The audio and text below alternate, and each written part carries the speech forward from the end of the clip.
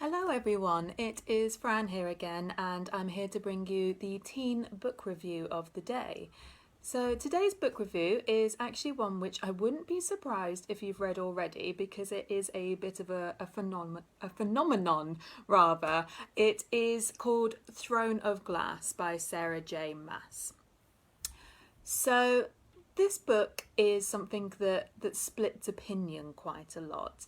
If you look at the reviews on it, particularly on things like Goodreads, you get people that love it and people that absolutely hate it.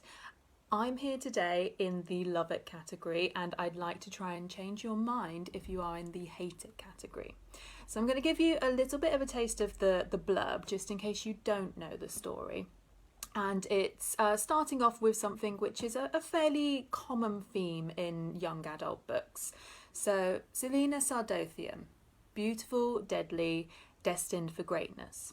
In the dark, filthy salt mines of Endovia, an 18-year-old girl is serving a life sentence. She is a trained assassin, the best of her kind, but she made a fatal mistake. She got caught.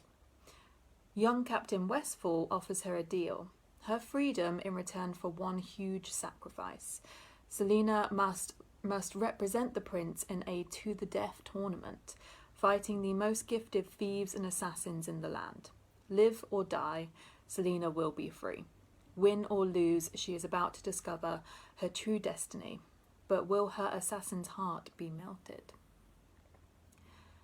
So you can see there already there's a couple of the themes, the tropes that you get quite a lot in this kind of fiction, and it does fall into the fantasy genre. It's set in a different world, and you can tell from some of the names there they're similar to our names but a little bit made up, so the pronunciation might not be accurate on my part. But this sets up a very well-known theme. So you have the young girl, a young adult age, who is rescued by a prince and brought into a castle. But in this case, the main character, Selena, is a very strong character. She is someone who is beautiful, deadly, destined for greatness, as it says on the book. But she is also someone who very much shows up the prince and the captain to be people that aren't quite as apt at things as they think they are. And you have a really good bit of writing in this book. It is the start of a series, and I think a lot of people, when they read it and they don't like it, I don't think they see some of the subtleties when it comes to laying the foundations for the rest of the series. So there's quite a lot of bits in this where you get a hint that Selena is a little bit more than what she says. She is a little bit more than an assassin. And the other thing that I think works quite nicely is you have very nice character development in this. You get a little bit of the trope of two people falling in love when they hate each other at first, but it doesn't necessarily follow the same pattern that quite a lot of young adult books follow, where you know how it's going to end and you know that it's going to end happily ever after. It doesn't necessarily do that, which I think is really quite clever. There are a couple of bits in it which aren't perfect, so you do get this very kind of like deadly assassin character built up quite nicely, but there are bits of her character that are a little bit more possibly from the author rather than the character. So she is obsessed with reading, she's obsessed with sweets and chocolate and that kind of thing. But you do also get some bits which are very realistic. So particularly for a young adult book, this goes into talk of things like periods and that kind of thing, and just using it as a normal thing that you're talking about in a young adult book.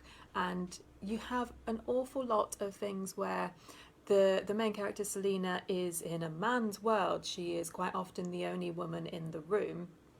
But you do have some nice bits starting in this book but going throughout the series where the women are really strongest when they're together, and you have some bits where they don't necessarily like each other when they see each other because they're another woman in the room.